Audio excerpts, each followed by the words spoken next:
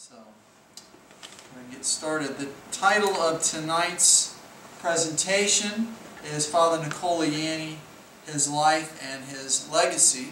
And you've heard me talk about Father Nicola a little bit before. He's an important historical figure. First of all, for our parish. He's the first priest of St. George. But he's also historically important because he was an extraordinary missionary priest, as we will see, who served this whole central corridor of the United States, and even beyond that sometimes in some ways. So tonight's presentation is the fruit of our ongoing research into the life of Father Nicola, and I have to thank two people for their continued help. First of all, Rocky Steinbrink, who's here with us tonight. Father Nicola's great-great-grandson. And second, Virginia Suleiman, who wanted to be here with us, but she has to work this evening. And Virginia has been, without these two, Rocky for his help and access to the family history and Father Nicola's records, the ones that we do have, and then Virginia for actually being able to translate those records from Arabic into English. Without them, this would not be possible. So I want to thank them before we get started. One of our parishioners who's very interested in Father Nicola has said or summed up his importance in this way. He said Father Nicola's death was a venerable death. The way that he died in service of his people was heroic in a Christian way. And we can certainly see that from his obituary. This is from the second page of the Kearney Hub on October 29, 1918. I'd just like to read this to you all. Reverend Nicola E. Yanney, pastor of the Syrian Orthodox Church in Kearney, passed away at his home here on Tuesday morning, a victim of pneumonia following an attack of the Spanish influenza. During the past week, Reverend Yanney worked faithfully among his parish members here, many of them being stricken with the influenza. Considerable exposure to the disease was inevitable, and although he had complained of not being in the best of health, he continued his work uninterruptedly until the last. Reverend Yanney, since coming to Kearney, won the love of all his people and esteem and admiration of all in the community. He organized the Syrian colony here and established the local church. In recent years, he was assigned a large missionary district extending from Canada to the Gulf and from the Mississippi to the Rockies. Regular visitations within the bounds of this district resulted in him developing a wide acquaintance and thousands of loyal, devoted followers. He did much in the way of community development work while stationed in Kearney, and his untimely death is deplored by the entire municipality. This tells us a lot about what kind of person Father Nicola was, and especially about how he died. A very self-sacrificial death. We'll get into the details of that later, but he died literally while serving his people and from serving his people when an epidemic was going around, a modern-day plague. As closest to the plague as we've gotten in the last few centuries. So, truly, his life was venerable and heroic. His death was venerable and heroic, excuse me, but I think if we look at his life and how he lived, we'll see that his death was just like his life, worthy of admiration and veneration. This is up on the left hand, a picture of Father Nicola's home village. He was born on a Sunday morning, February 5th, 1873, in the small mountain village of Fia al-Qura. Today we would say that's in northern Lebanon. It's about 10 miles from the port city of Tripoli. But at that time it would have been considered Syria in a way. He was born to, at least his father, perhaps his mother, were middle-aged by the time of his birth. He was their fifth child, as far as we know, the third son, and his parents went on to have two younger brothers. Where he was born we'd have a hard time imagining how he grew up. I don't want to go too long tonight because I can really get into a lot of stuff here. But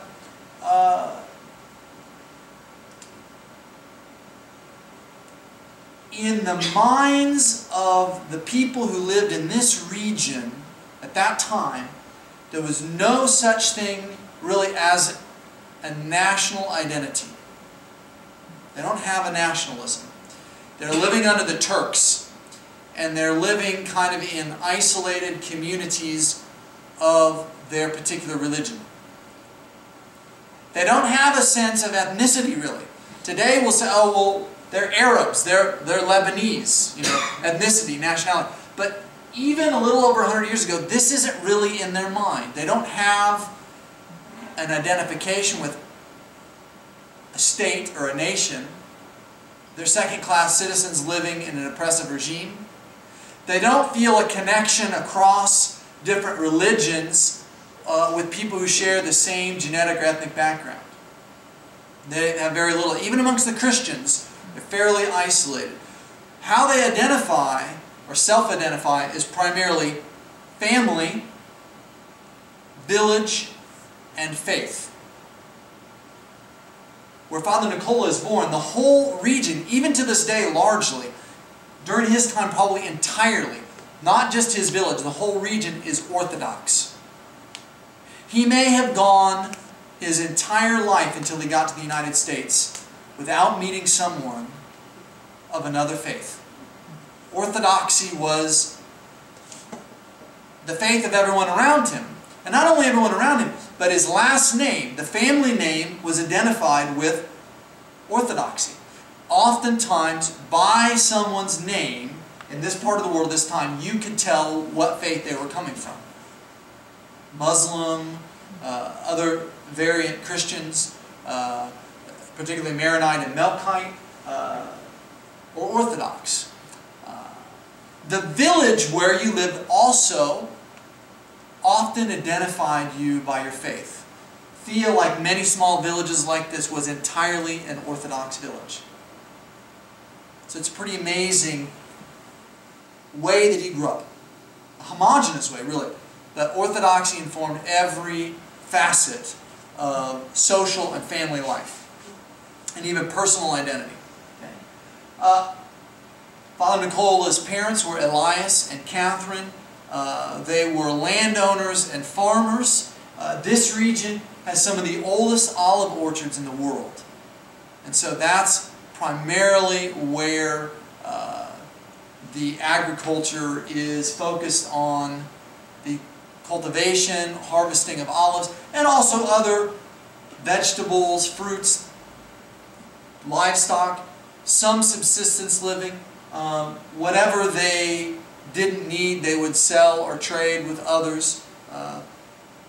So he lives working in the fields with his father and brothers, going to church with his family, praying with his family, the Orthodox prayers. And some of you probably heard the Balamand Monastery. The Balamand Monastery is now a university. There's still a monastery there. In Lebanon today, it is probably the most renowned Orthodox university and monastery. Patriarch John spends a lot of time there when he's not in Damascus. The Balamand Monastery is 1.5 miles down the hill from Fia al-Qura. Father Nicola grew up going to the monastery on feast days. His education likely happened at the monastery. It's probably there that he learned to read and write. He saw, as they do today, monastics walking through the village.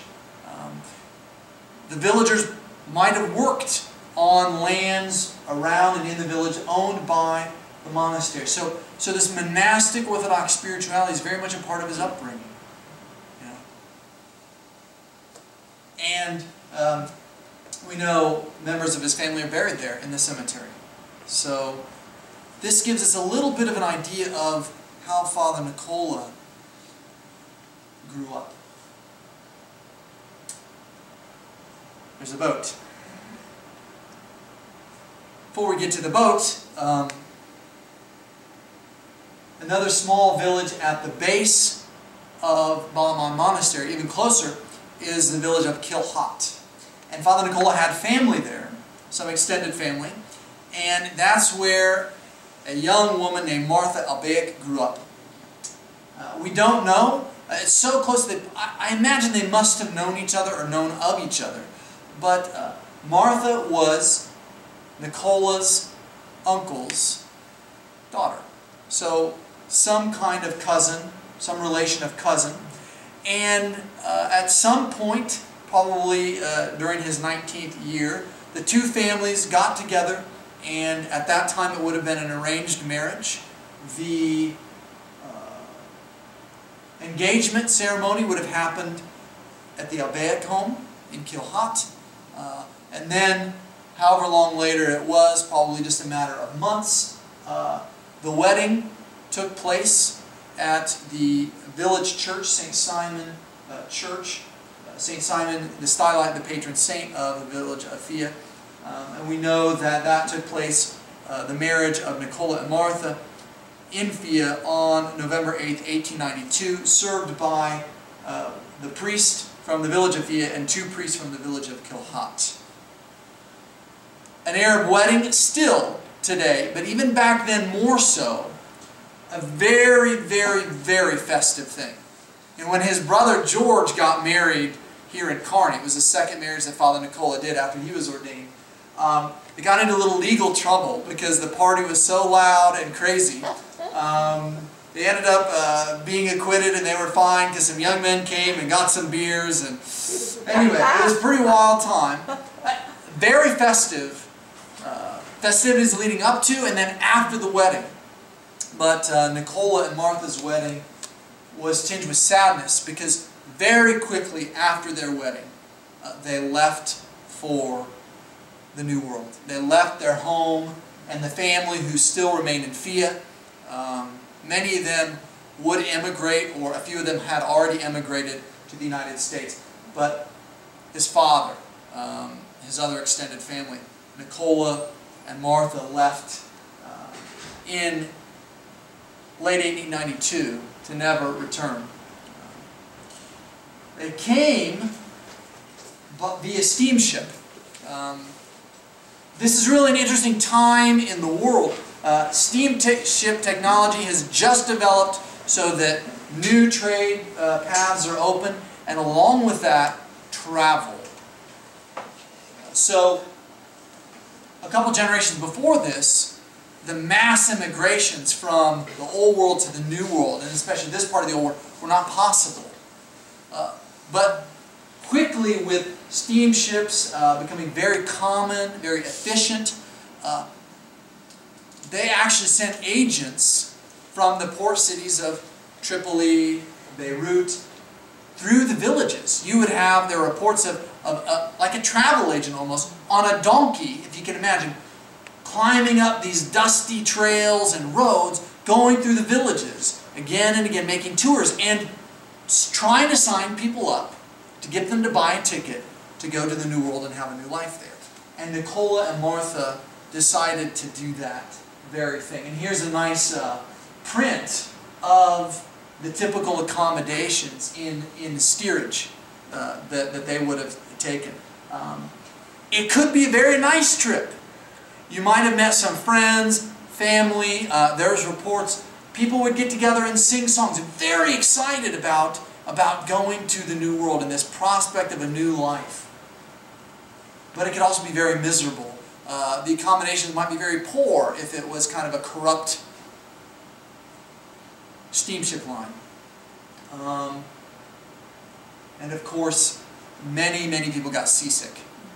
So it was usually a pretty miserable passage, sometimes almost a festive passage, depending. We don't know about their particular passage. We do know that it took them 26 days to get from probably Tripoli. They would have ported probably in France and then come to New York City the precursor to Ellis Island. There they got on a train and came straight to Omaha. They didn't stop. They came straight to Omaha, and that whole trip from Fia to Omaha lasted 26 days. Quite a trip. What brought them to Omaha? Well,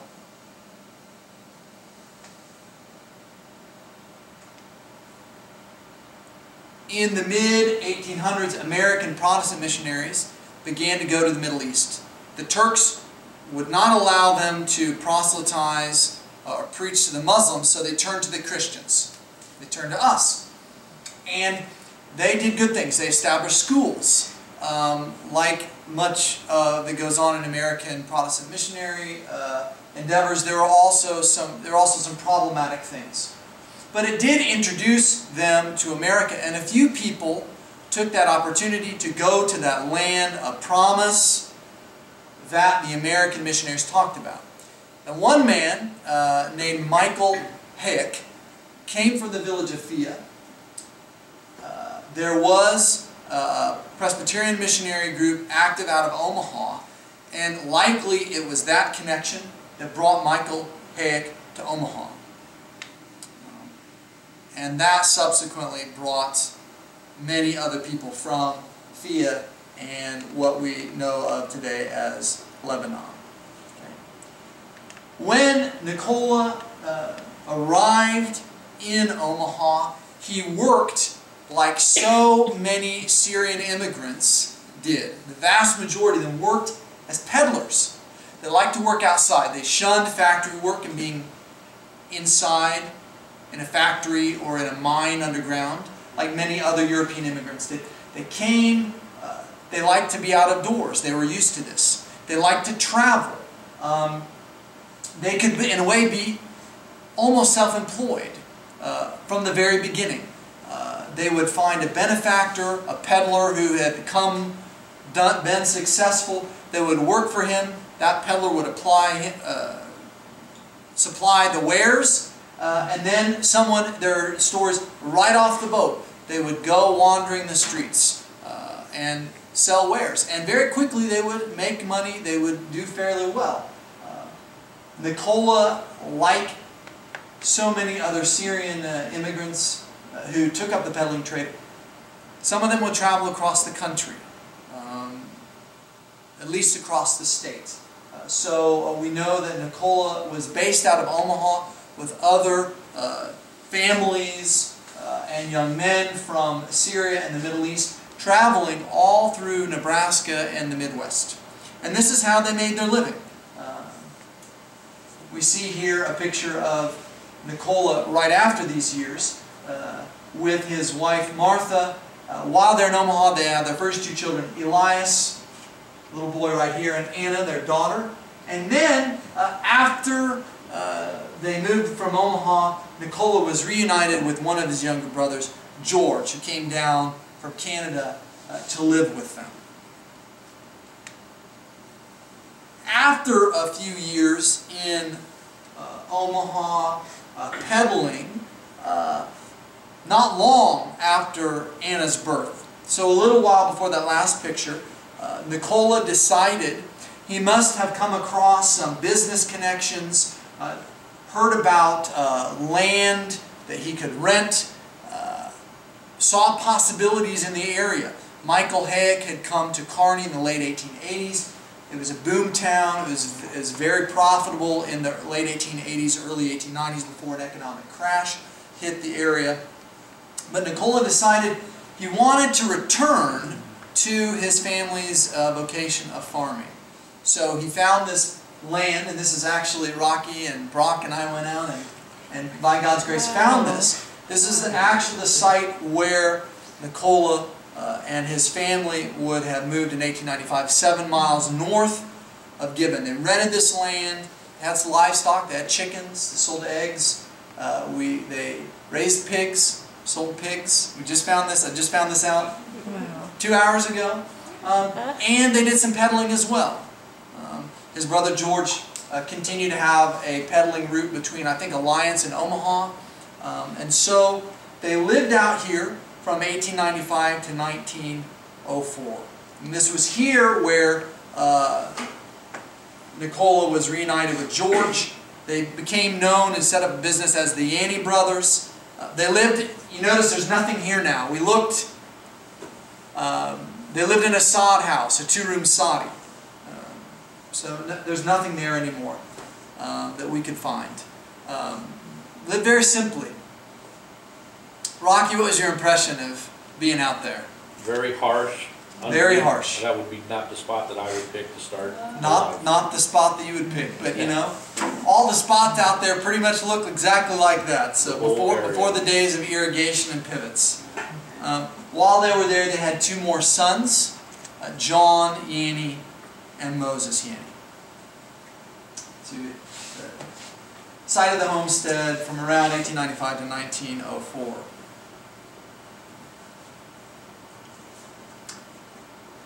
Nicola and Martha were some of the earliest Syrian immigrants to the area, but by late 1899 there were about 40 men, women, children of a Syrian Orthodox background.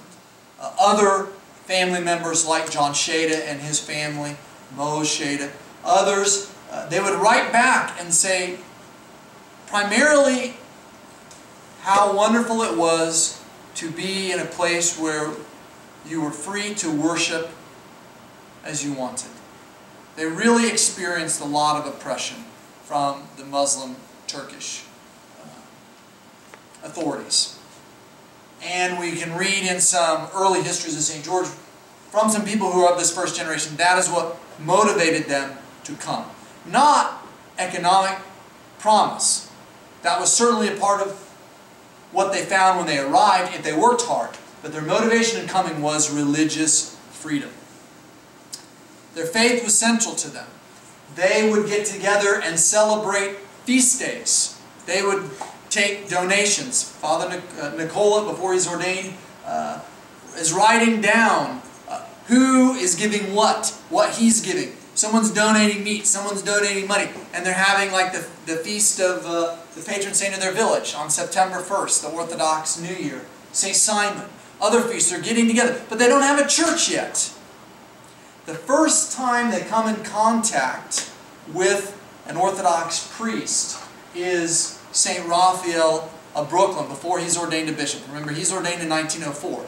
He comes in 1895 to the United States. That's a picture of him, what he looked like when he came from Russia. When he's coming, right when he arrives in America, is right about the time that Nicola and his family moved to Buckeye Valley, north of Gibbon.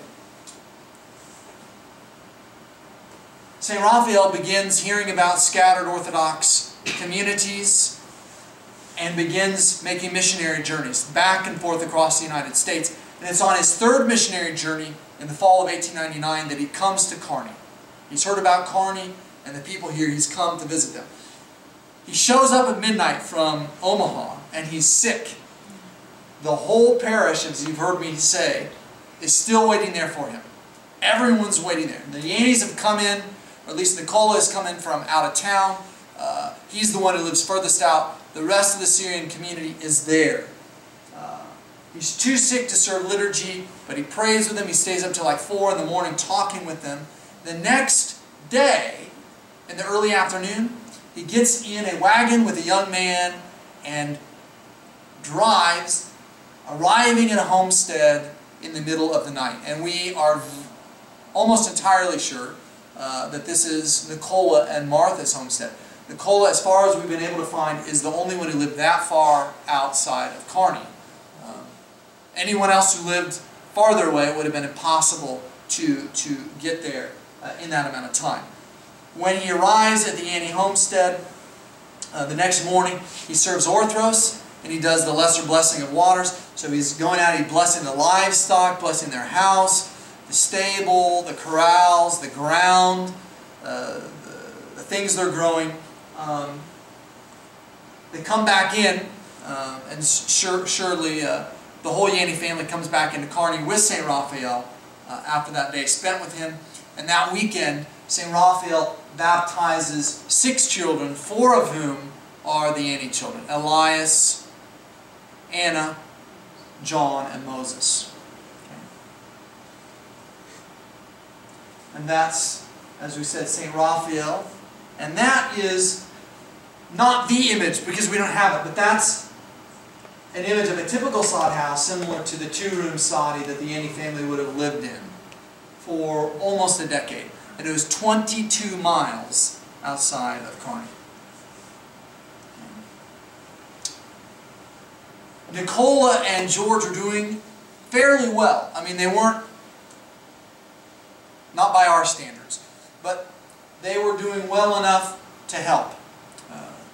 He was sent, and we have several of the letters, sent messages from home, can you help us?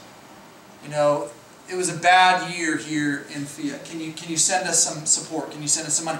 Can you send us some money for passage to America? We know in one particular case, Nicola and his brother George did this. And they were, having been reunited in the year 1900, they were reunited with their older brother, 20 years older than Nicola, their brother Simon, who they brought from Brazil. He was visiting some family in Brazil. Okay. Nicola continued to work on the farm and probably do some side peddling. Of course, George is working on his peddling route, and it appears that Simon was also out there living with them. And they may have had another soddy. They might have built a second soddy to live in. Here we have a photo from around that time. It's the last photo that we have of the whole Yanney family. We see Nicola, the nice mustache there, next to Martha, their 4 children, Elias, Moses, the youngest son, John, and daughter Anna. And I believe likely that previous picture we saw of the family, you could tell Martha was pregnant with John, and likely, because of the timing and the age of Moses, she's likely pregnant with her 5th child. This is the last photo that we have of the whole family. Because very tragically, on Tuesday morning, February 11th, in 1902, at 10 a.m., Father Nicola recorded, Martha died during or immediately after childbirth. And the little girl, who was named Noor, something like that in Arabic, but seems to have been called Catherine, as the family members died 9 days later, also in the morning. And they were buried in the Burgess family cemetery, an Irish family who lived 3 or 4 miles north of their homestead, allowed them to bury their departed ones there. And there's no priest, remember? So Nicola and his loved ones and family come from Kearney, bury Martha. And maybe he offers some words on that hill. A very tragic time. Nicola, knowing that likely, because she died that quickly, premature daughter, would have given her a layman's baptism.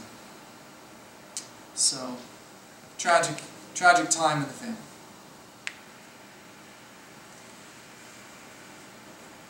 During this time, that's 1902, by 1903, more are coming from Thea and from other places in the Middle East.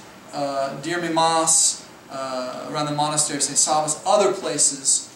So the Kearney Syrian community is beginning to grow. Those who've been peddlers for a while are becoming, some of them, not all of them, are becoming a little more established, opening small grocery stores, small dry goods stores. And they've been getting together on the feast days, they've been keeping their faith, but St. Raphael planted in them that spark, that desire for a church, a desire to worship in their own language according to their own customs, with their own faith. And so they decided, we're at a point we can found a church. They ask for St. Raphael's blessing. He gives them the blessing and says, your church community will be under the patronage of St. George. On the evening of Pascha in 1903, they get together at John Sheda's home. John, Sheda, Michael Haig, and Nicola being kind of the 3 leaders of the Kearney Syrian community. They get together there, they read the letter from St. Raphael. They had asked him, please send us a priest. We're ready. We'll support a priest. We're ready. St. Raphael said, I'm sorry, I don't have anyone to send you. He had been looking for people to recommend for ordination. He had been trying to bring over some priests, and he had brought a few over from Syria, but he had no one to send them. So he said, I personally believe it likely he must have had Nicola in mind. They had a long trip on that wagon to talk. He said, choose someone worthy of the priesthood from amongst yourselves. And the people there chose Nicola. And it's recorded that he was picked because he was well liked and respected by everyone, and that he was very knowledgeable in his orthodoxy. And remember what that means to us. Remember, a theologian isn't someone who knows about the textbooks. A theologian is someone who prays. So he's knowledgeable here, but he's knowledgeable here. This is a year and a half after his wife and daughter have died. And it was a hard time for him. But they must have seen something in him that inspired them and made them think, this man is worthy to be a priest. In his suffering, his faithfulness to God, he is worthy. He is well versed in his orthodoxy, well tested. He's chosen. And I think especially from outside of the Orthodox tradition, we don't realize what this choice means. He is a single father. He's 30 years old. He is a widower of 3 boys, young boys. And he knows that if he accepts ordination, he cannot remarry. Death during childbirth was pretty common in the ancient world, and even back then. And there are many people who remarried and had kind of second families. It's a possibility that Father Nicola's own father did that. And we don't know that for sure. It's a possibility because some of his siblings are so much older than him, and then there's a group that's around his age and younger. It was common in accepting ordination. Father Nicola knows he will never remarry. He's committing his life to God, and his sons will not have the love and comfort of a mother or stepmother figure. But he makes this sacrifice. He chooses this. This is the Cotton Mill Schoolhouse, I think, without the bell tower. That's added later. Having found a priest, someone they could send to be trained and ordained, they also found a building, an unused schoolhouse out near Cotton Mill Park, a few miles northwest of town. They pooled their money. They bought the house. If we ever write more and get the biography written, we'll go into more detail. But St. Raphael sent an archimandrite, a monastic priest from the east coast, Father Meletius Karum, who went out there, served the first service there, blessed it, and then spent a day with Nicola. And what would be a nice word? Interviewed him. Tested him. I've been through it. To see if there are any canonical impediments to ordination. To make sure that he had lived purely, chastely, uprightly, that there was nothing in the way for him to be ordained a priest. After that, they served another liturgy. Father Meletius went home and reported to St. Raphael, this man is ordainable. They continued to meet out here on Sundays, and then they eventually gathered the funds, if you can believe it, to move that building into town near where Pizza Hut is on 2nd Avenue with horses. Can you imagine a horse and mule team moving a building? This is a picture of immediately after St. Raphael's consecration on February 29, 1904. All the dates I'm giving you are the old calendar dates on the Orthodox calendar. 14 days off of the modern civil calendar that we use. So in what we would call early March, according to ours, mid-February, the Russian Orthodox Synod votes to consecrate St. Raphael a bishop. Up to this time, he's a priest. He's a monastic priest. They consecrate him. They plan on consecrating him a bishop, which they do in New York City at St. Nicholas Syrian Orthodox Church in Brooklyn. And this is the event that Nicola's ordination to the priesthood is planned around. Okay. So, because it takes a bishop to ordain a priest. Right? So, with the support of the Kearney community, Mike Haig, and especially John Shada, his wedding sponsor, the best man at his wedding, and the godfather to Nicola's children. Nicola's here somewhere. Maybe not in the picture. I've looked, but he's sent to New York to study, to train. He's there for 6 weeks, maybe a couple months.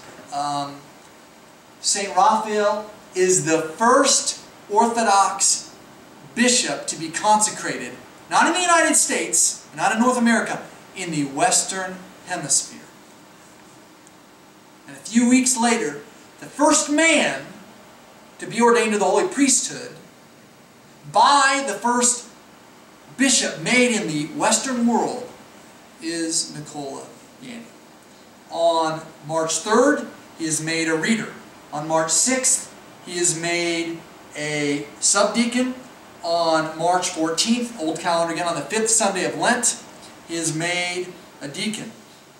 Father Nicola records this in his family Bible, that he was made a deacon on the 5th Sunday of Lent. And then on March 21st, Palm Sunday, during the Holy Liturgy, St. Raphael lays his hand on Nicola's head and ordains him priest. Likely the vestments that Father Nicola is wearing. This photo we found out is actually around 1909, because that's when the Gospel book was given to Father Nicola by the parish. But likely these vestments and the cross were given as a gift from Tsar Nicholas II by St. Raphael to Father Nicola. This was common. The Tsar of Russia, the Orthodox Emperor, was like a sponsor for these missionary activities. So these would have been a gift from the Tsar, given to him at his ordination in 1904 by St. Raphael. He was also given a very, very, very fine, large gold pocket watch. We don't know from who. Inscribed with March 21st, 1904, the date of his ordination to the priesthood. Still have it? It's in the family. It's in the family. Wow. And it's a very fine watch. There's something attached to it which is even greater. But, I wonder if it's John Shada or the Kearney community. It could have been St. Raphael. We don't know. But it's the pocket watch that Father Nicola kept in his watch to catch all those trains that he's going to be living on and traveling on. This is given to him as an ordination present. Several weeks after his ordination, a telegram comes into the Kearney community. They're waiting, they're waiting for the word. And after he's ordained, a telegram comes to Kearney that says he's been ordained and he'll be back in a few weeks. When he comes back, likely then, maybe earlier, but perhaps with him, he brings many church vessels, sacred things, icons, the chalice, the discos. There were missionary kits given. We have some of those things up in the church still. Again, sponsored by Tsar Nicholas. That were given. There were crates with icons and vestments and lamps and things that were given to, kind of jumpstart a church. It was like Orthodox missions, And so either this came before or Father Nicola brought it back with him from New York to adorn their brand new church. Okay. His obituary said that recently he had been given a missionary territory. That is a mistake. From the word go, he is given a missionary territory. It's reported as vast. It was from the Rockies to the Mississippi, from the Canadian border to the Gulf of Mexico. And that's certainly true. He actually did go to Pennsylvania. He did some things in Lower Michigan. He did some things in Chicago once or twice. And went to Indiana a few times. He went down even to Alabama. But this is really, from the records we can see, his very active territory. Very active territory. There were other occasional visiting priests to the isolated Syrian Orthodox scattered throughout the Great Plains. But it's in this territory that Father Nicola really oversees. And he's not just an itinerant priest. He's not just a traveling minister in this area to these people. But he's really the pastor and the leader, the spiritual leader of the scattered communities throughout this area. Huge. This is his parish. This is his parish. Some were large communities in cities. Large communities like Wichita, like Kearney. Kearney's the biggest. Till even after his death. Upper Minnesota, Wisconsin, La Crosse. North Dakota. There's a lot of Syrian Orthodox in North Dakota. Okay, and he's visiting cities. He's visiting rural areas where there's large communities, homesteaders who live near each other. And he's also visiting individual families who live alone out in the middle of nowhere. Roanoke, Kansas. Doesn't exist anymore. So he's traveling and doing all this. He's holding liturgy and baptisms and weddings. Sometimes in a church, and that would be in an Episcopal church. But most often in the people's homes. They're having liturgy in the living room. Father Nicola's missionary territory. Arkansas, Colorado, Illinois, Iowa, Kansas, Kentucky, Upper Peninsula, Michigan, Minnesota, Missouri, Nebraska, North Dakota, Oklahoma, South Dakota, Tennessee, and Wisconsin. And as I said, he made visits also to Alabama, Indiana, Lower Michigan, and Pennsylvania. This is a neat story. We don't have a lot of personal stories from Father Nicola. Most of what we know has been found through archives and newspapers. But this is a neat story. Anyone recognize this place? It's the Church of the Holy Sepulchre.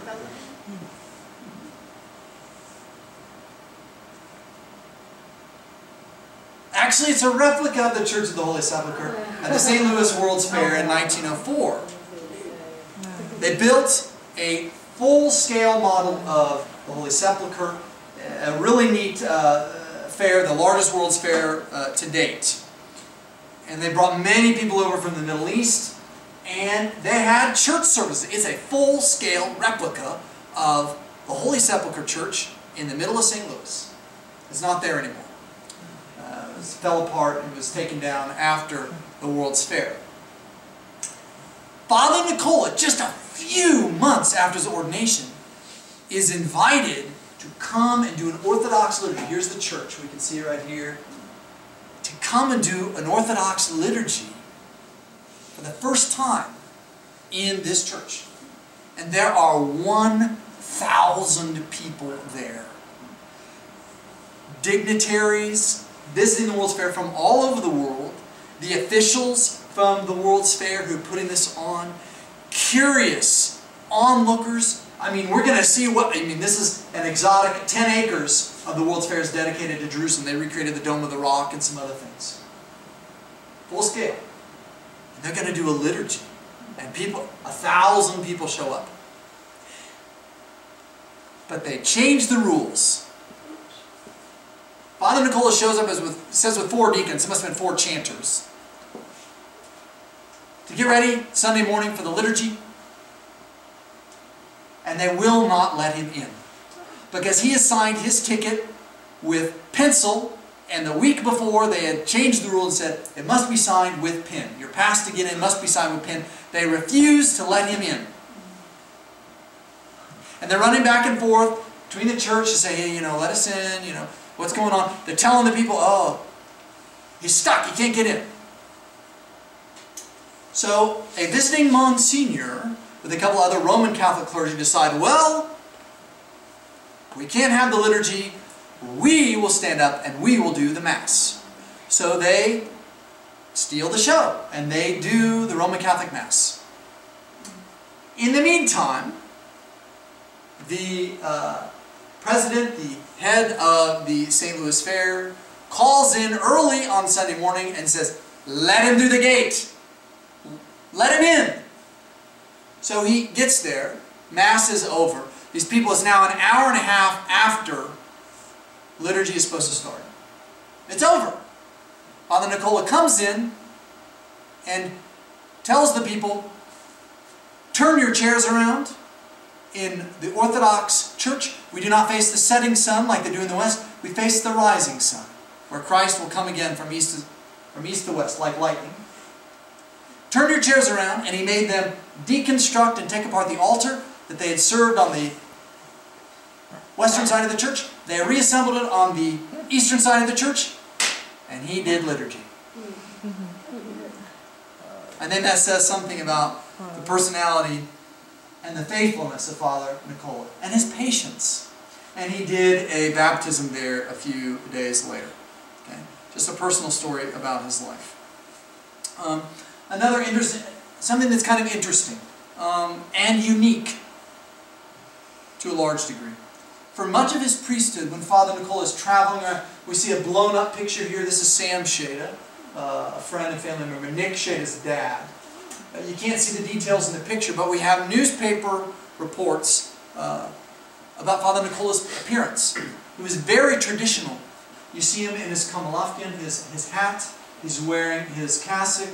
And he doesn't, as is traditional in many parts of the world still, from his ordination on, he does not cut his hair. He has a jeduli. He has long hair, almost like a Nazarite. And he does not trim his beard. This is a picture actually of one of his successors, his immediate successor, Father Elias Hamati. And this is more like a Syrian Orthodox priest coming to America would have looked or encouraged to look like an Episcopal clergyman. I like, he's got like a nice little kind of long coat there, it goes down. But wearing the collar, very trimmed, cut hair, because, you know, these are immigrants. They want to fit in. They want to assimilate. They don't want to appear strange. They want to appear relevant. What are people used to? What's a high church clergyman? Well, like probably a Lutheran clergyman, or a Roman Catholic clergyman, or an Episcopal clergyman. And this is how St. Raphael chooses to look not long after his arrival in the United States. Father Nicola is isolated, but I think there's also that monastic spirituality, the influence of the Balaman and the monks that he saw in his village priest. And he's faithful to what he learned. And for him, an Orthodox priest never cuts their beard or their hair. In the last years of his life, he did adopt the prevailing appearance, and he did trim his beard and cut his hair, most likely either in 1914 after a visit from St. Raphael, or 1916. I actually believe this in 1916 because we can see a difference between two photos that we have that are only a month apart when Metropolitan Germanus Shahadi visits. And he either does this, trimming his beard and making his appearance fit in more with American culture, either in obedience to his bishops or at least at their suggestion. But this vow, even this outward thing of not cutting your hair, living in repentance and living with no vanity, he saved his jeduli. And the chain, we found this, the chain that he had on his watch that was later added is this beautiful braid. And Rocky said, when we visited at the Yanney family reunion, he said, Father, that's hair. There's a nice little gold crossing. This is beautiful braided hair, which they did back in that time. They would take hair and they would braid it. So he has this several stranded, very intricately braided chain that is attached to his gold watch. It is his vow, his sign, his commitment to his priesthood. So he kept it. It was a precious thing to him. So we see Father Nicola and Father Elias. This is a photo of Father Nicola with his sons Elias, Moses, and John around 1908. Father Nicola would be gone for several months at a time, usually twice a year. And when they were younger, his children stayed with his brother, George. Remember, they'd grown up with George. George has been around since probably around 1897. Elias would be 4. You know, George is like a second father to them. And George married Rebecca Shada. They lived in Riverdale. And so when Father Nicola is gone during the younger years of his children's lives, the boys and Anna would go and stay with George and Rebecca. And they would take care of them. While he was on a missionary journey in Colorado in early June of 1907, Nicola receives an urgent message to return home. His daughter Anna was very sick. She apparently had chronic heart problems. He returned. We do know she's buried near his tomb in the cemetery. We know he made it back in time to see her, but in his sacramental records it says that she had received communion the last time at Pascha. So before he'd gone on the journey, so likely she was unconscious. Likely she was unconscious. And she died on Friday and was buried the next day. And she was 12, Anna. And Father Nicola served and preached her funeral. There was no one else to do that. That's uncommon. You know, when Father Philip, when Lily died, you know, the bishop came up and the priest came. Father Philip sat with the family. He didn't have to serve. You know, we're not going to make someone serve the funeral of their own wife, and even greater, to serve the funeral of your own child.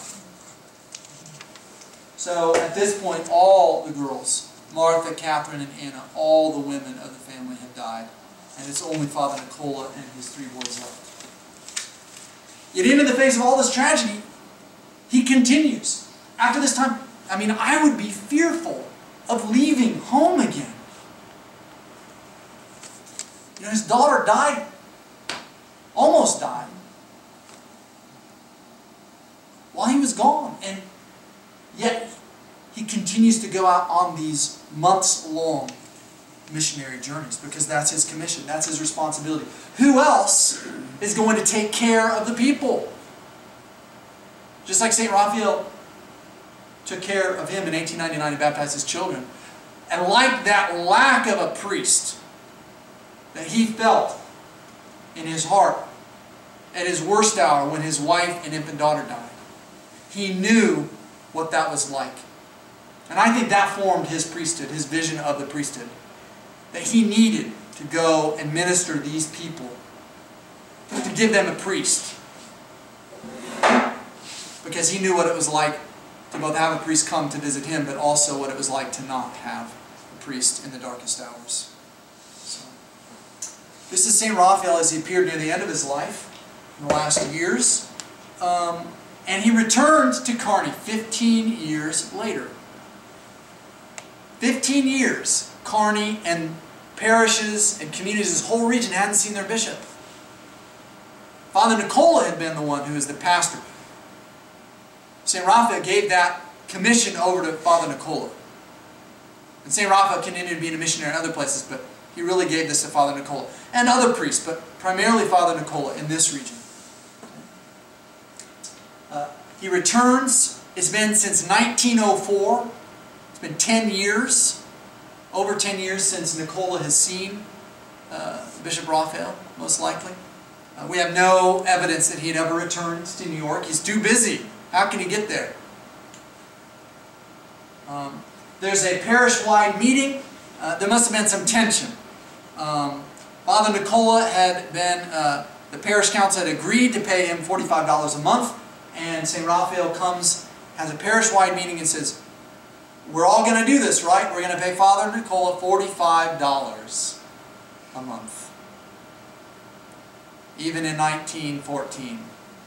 That's still not, it's more than $45, but it's not that much more. It's not a lot of money. So I figured it out, it's written down somewhere. A couple $100.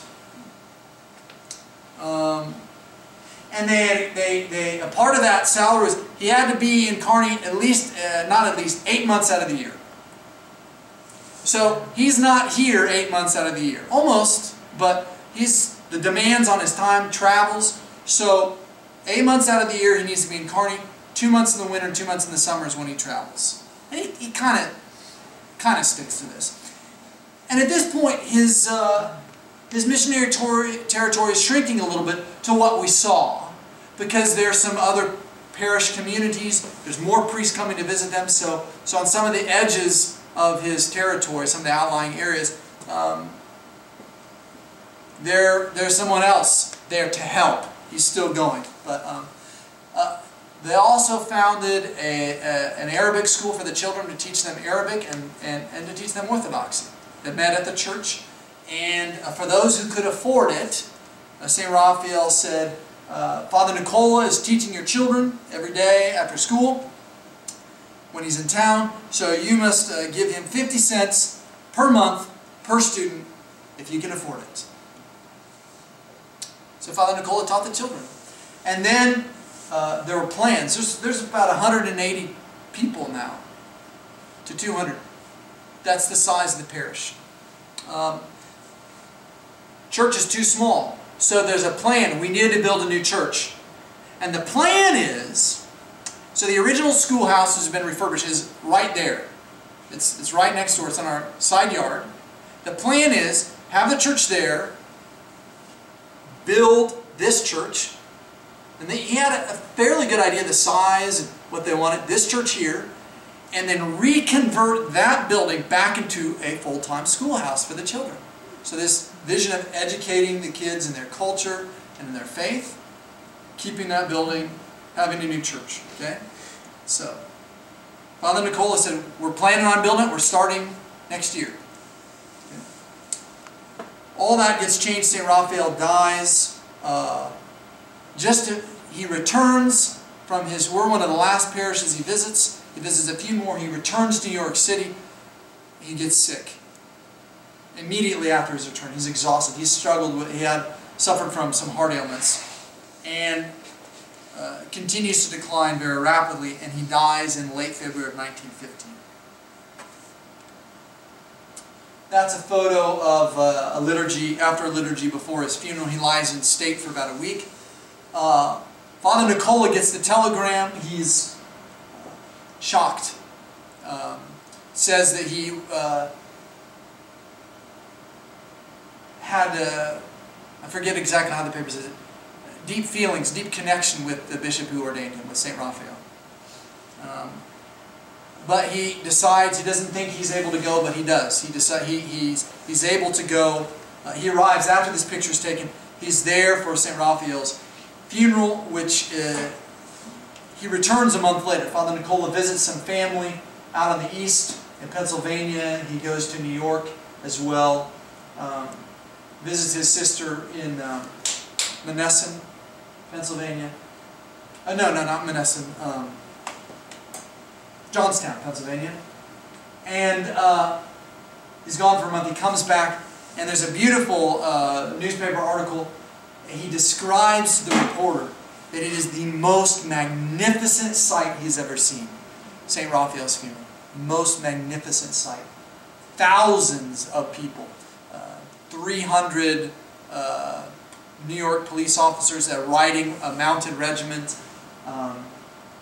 They walk through the streets of Brooklyn. Amazing. You can read about it elsewhere, but he comes back inspired and impressed in this tragedy. Sadly, there's a lot of chaos that comes in after St. Raphael's death.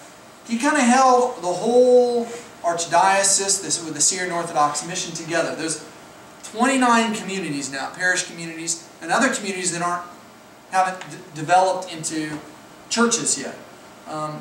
But there's a real question after St. Raphael dies. St. Raphael is operating sort of as a bishop under the Russian Orthodox Church, but it's not exactly clear. Even St. Raphael himself says things like that he is still operating under the authority and blessing of the Church of Antioch as well. So these Syrian communities, even at St. Raphael's funeral, are, I don't want to say panicking, but wondering. They're distressed. St. Raphael, by the power of his personality, by his saintly character and his humility and sacrificial spirit and his loving kindness, held everything together. Without him, there's a real vacuum of power or authority, or we've lost our shepherd. And so the question arises, do we go with Russia? Are we under these Russians? Or are we under really Antioch? We are actually, we're Syrians. We're under the Patriarch of Antioch. It's a real question. During this time, there was a bishop, Metropolitan Germanos Shahadi, who came over to raise funds while St. Raphael was still alive and toured North America. World War I started. He couldn't go home, or decided he didn't want to go home. So he begins making his rounds to the different parishes, and he's very pro-Antioch. He's a very impressive character. The newspapers here and throughout the cities he visited, the American press is just impressed with this guy. And I think the people are too. He's famous even, has one of the most beautiful voices. He's still famous for it, even today. He visits here in October of 1916. At this point, still saying he's on tour to raise funds.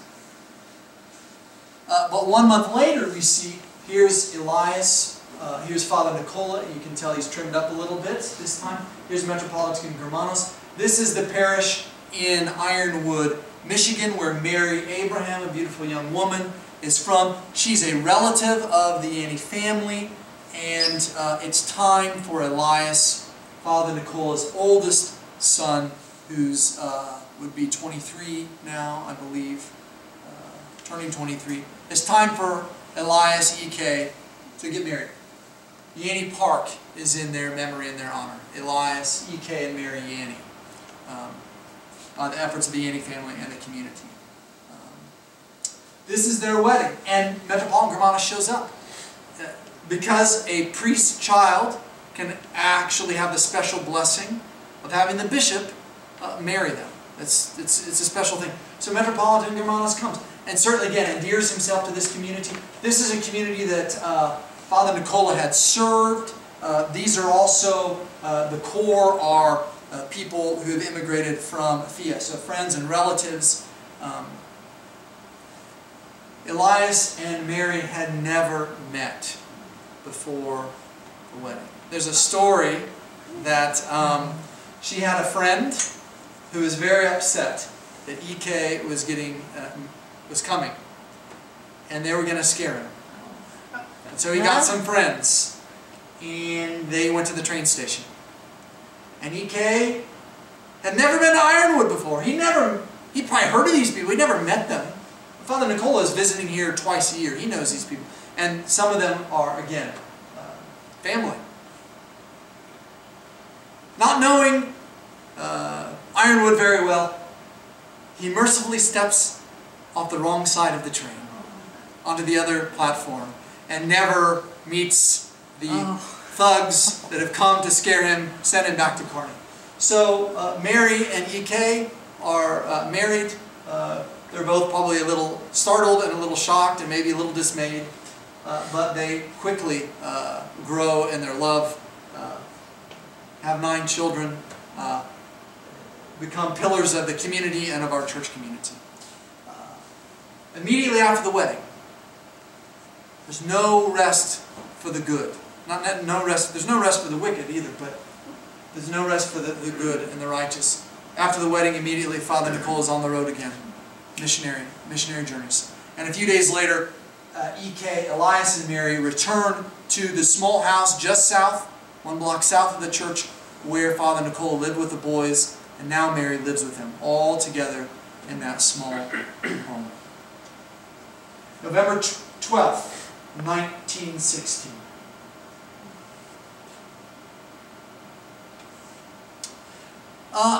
Just another snippet into the kind of priest that Father Nicola Yanney was. And I know a lot of priests. I know a lot of priests, because the priests in this diocese are the best, who would do the same thing. But still, it says a lot. It says a lot. Yanney called to funeral makes 1,000-mile trip to officiate at services from the Kearney Daily Health, October 23rd, 1915. Reverend Yanney returned from a 1,000-mile trip to Oklahoma near northern Texas to attend the Imam Jacobs funeral, which was held from the Syrian church Friday morning.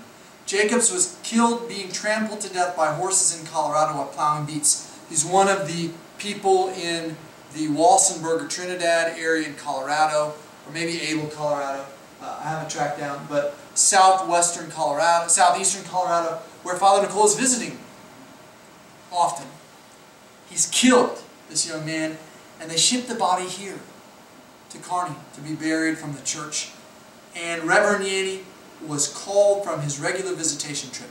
He returned at the earliest possible moment, and after a brief stay will return to Oklahoma. How they got a hold of him, telegraph, who knows? They got a hold of him, and Father Nicola doesn't say, have the Episcopal priest come in. Just pray over him. Give him the, do a reader's service burial. Father Nicola immediately comes back, buries him, and then he says, I need some. He goes back to southern Oklahoma, where there's also a large scattered communities, a large population of Syrian Orthodox. Okay, just another insight into this man's priesthood. The extent of Father Nicola's priestly and missionary service. So these are the recorded sacraments. Okay, baptisms, 910.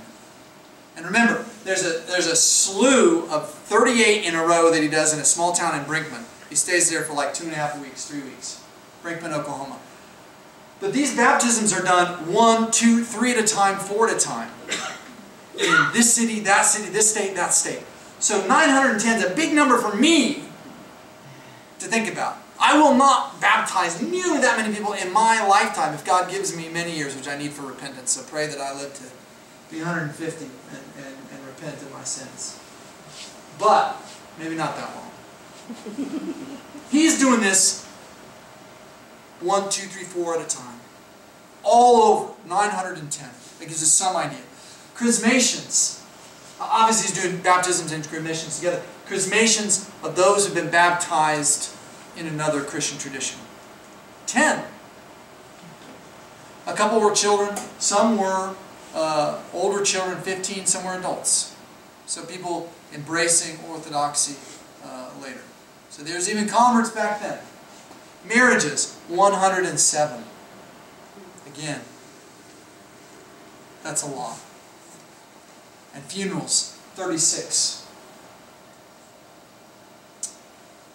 We know 99 of the names of the places that he went to, but there's a few we cannot make it out. Sometimes it doesn't exist anymore. It may have been a township. It may have been 3 or 4 homes that had a name, in an area.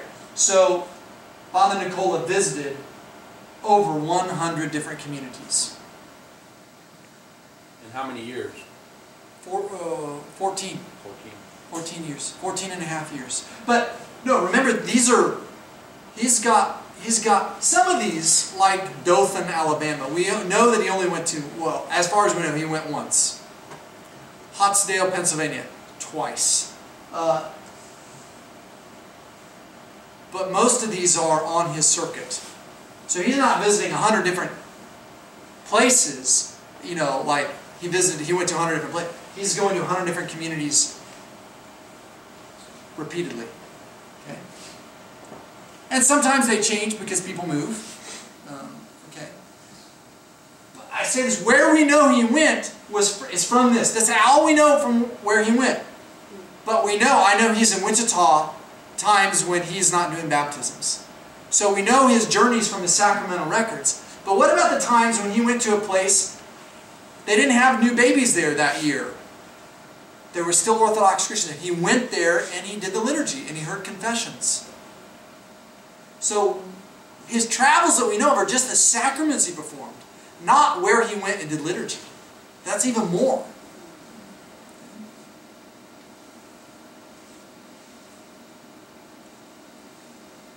Okay, communities he visited, major communities of Syrian Orthodox immigrants of Orthodox faith. The Syrian Orthodox immigrants of Orthodox faith. That's a little redundant, isn't it? Iron Mountain, Michigan. Omaha, Nebraska. St. Paul, Minnesota.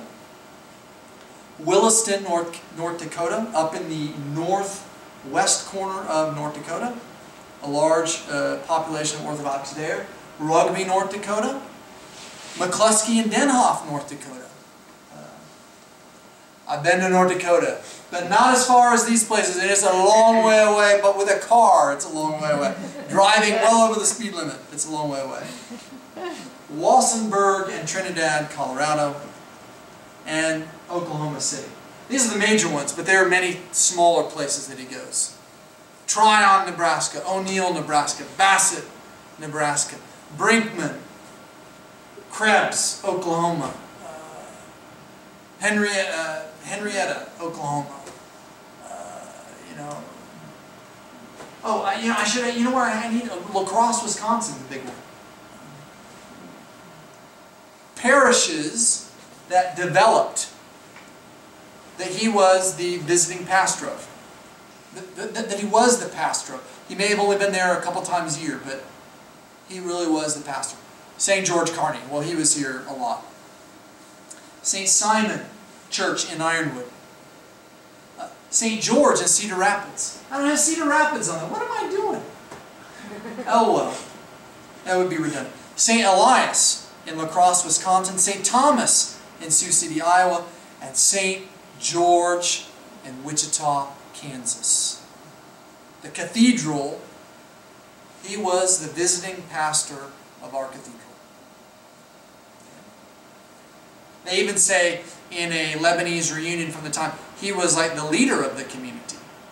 So he wasn't just a visiting, itinerant preacher or priest. In some of the places he went. Finally, priests who were his parishioners. Father Elias Sadie from Beirut became the priest of St. Elias in La Crosse. He came here to be trained by Father Nicola. He was Father Nicola's parishioner in La Crosse, Wisconsin, the whole time Father Nicola was going up there. He formed this man. Father John Saba, a friend from Thea, again, from Ironwood, Michigan. He's there as a parishioner in Ironwood, Michigan, while Father Nicola is going there. He formed this man. Both these would go on later to other parishes as well. These two, we know he was close with them because they came to his funeral. Father Michael Yanney, who's also at his funeral, who's ordained after Father Nicola dies for this parish in 1923, from Thea as well. He becomes the Sunday school teacher after Father Nicola dies. He's his nephew, 10 years younger. He comes here in 1904 to this community because his uncle and his family's here. He formed this man. Father Elias Hamati, there's two Father Elias Hamatis during this time. He's ordained as the successor about less than a year after Father Nicola's death. He's from Afsdik, like a mile and a half, 2 miles down the hill the other way from Thea. Did they know each other back in Syria, back in Lebanon? Well, we don't know, but they were close in their villages. And he and his family lived in Boston for a time, but they came and they were in Poplar Bluff, Missouri, and in that area. And that, what we know, Father Nicola visited there. So, very, very, very likely, Father Elias, well, not very likely, for sure. Father Elias was, for a time, one of these parishioners that Father Nicola visited. And then finally, very likely, Father Joseph Casseri, who was the pastor in Cedar Rapids, He came from Ain Arab, and very likely he was in Cedar Rapids for a number of years while Father Nicola was visiting there, and then he becomes ordained in 1916 for that parish. We have communities, he's baptizing, we have churches, and we even have a handful of priests that really have some connection, and some of them a very, very direct and formative connection with Father Nicola. Okay. This is a photo of Father Nicola's funeral. It takes place on November 4th, 1918. Father John Saba, Father Elias, Father John Saba, Father Elias Sadie, Metropolitan Germanos, Father Nicola. He's letting his beard grow out again. E.K., Brother George, Nephew Michael, Son Moses, Son John. That was here. That was here. That was not here, that's the old church. Look at these. You recognize those guys? They're upstairs. Recognize that? It's upstairs. We still have these things. We still have the gospel that the church gave them. Okay. Spanish flu epidemic in the wake of World War II breaks out at the end of the war. Huh? World War I, excuse me. Yes, obviously, yeah. World War I. Different communities force a quarantine, shut down public gatherings. Kearney does not. And finally, in October,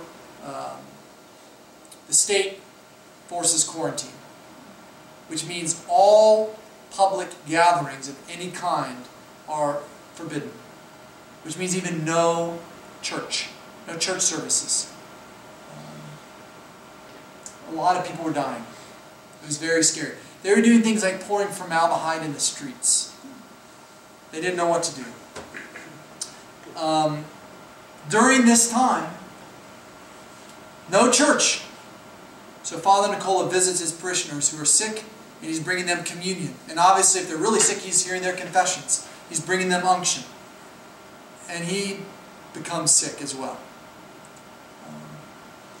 He still visits them, even though he's sick, even though he's got the Spanish flu, even though he's feeling terrible. And the newspaper reports that even until a few hours before he dies, Father Nicola is being a priest. He dies at home. Pneumonia is what got people. They would have the flu, and then they would contract pneumonia and die from the pneumonia. He dies as his dearly beloved son Elias records in the Yanney family Bible at 11:40 p.m. near midnight on October 28th, actually. The paper reports it as the morning of the 29th. It's actually midnight, near midnight, October 28th, 1918. And his last words to his sons is, keep your hands and your heart clean. Be pure. Live a pure life. Metropolitan Germanos and, as I said, Father John and Father Elias Sadie come and serve the funeral on November 4th. So there's a week. The community comes, the parish comes, people come from all over.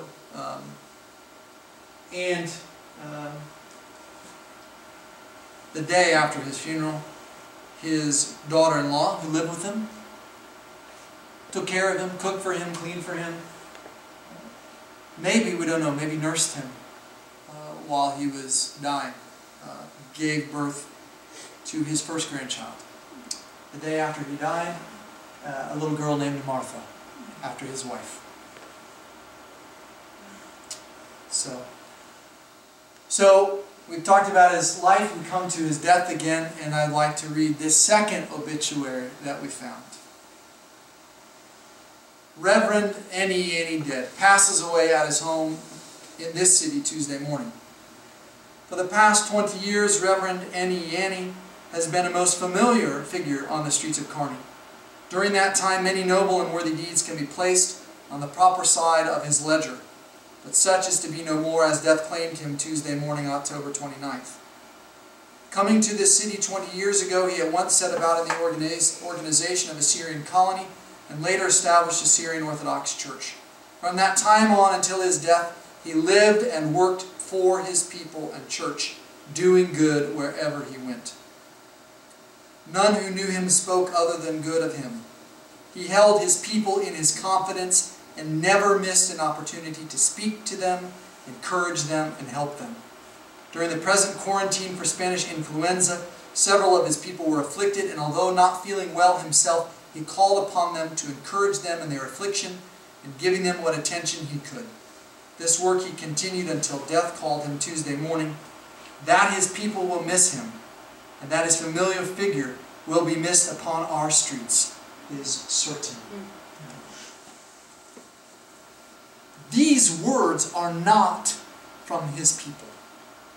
These words are not from his parishioners. These words are from the people who saw him and were around him and knew him in this town. Who didn't know him as a priest, as a pastor, as their priest and their pastor. And yet look at what they are saying about him. This, I believe, is very high praise indeed. And I think this points to the kind of man that he was. That the community would say this kind of thing about him. So, that's it for the presentation. Are there any questions or comments? I know it's been a long presentation. We've gone almost an hour and a half. To his vestments. But what happens to his vestments? We don't know. So he wasn't buried with them? Well, he was, but he had multiple. He had more than one set. You can tell in some of the pictures he has a different set of vestments than the one he's wearing in that common picture from 1909. Well, one set he's buried in, and the other set, the other sets were probably given away. I mean, the priests are poor. He makes $45 a month. He supplements his income by raising crops, and when he's gone renting out his land. There's a lot more details that we don't have time to give, but he takes out a mortgage on his own property, probably to live or to help family. So they're probably given away to other priests to use. We know the wardrobe that he kept his vestments in. Steve, Rocky's brother, has that he kept them in, and He has it? we still have that in the family. But the vestments have disappeared. Well, yeah, they were given, and that would be done. That would be done. I mean, you know, you don't need them, or they would have been left at the church, and the next priest would have used them, and then after they were worn out, they would have been burned or something disposed of reverently. And we still have his family Bible, or his Bible, that he used on, all his trips. They still have the family Bible, And 4 inches thick, which he's recorded a lot of family history and a lot of baptisms, births, deaths. And then we still have the 2 books, one with the baptisms and the funerals. The family has the baptismal records, the marriage and the funeral records. I'm just repeating it for these people so they can hear. So.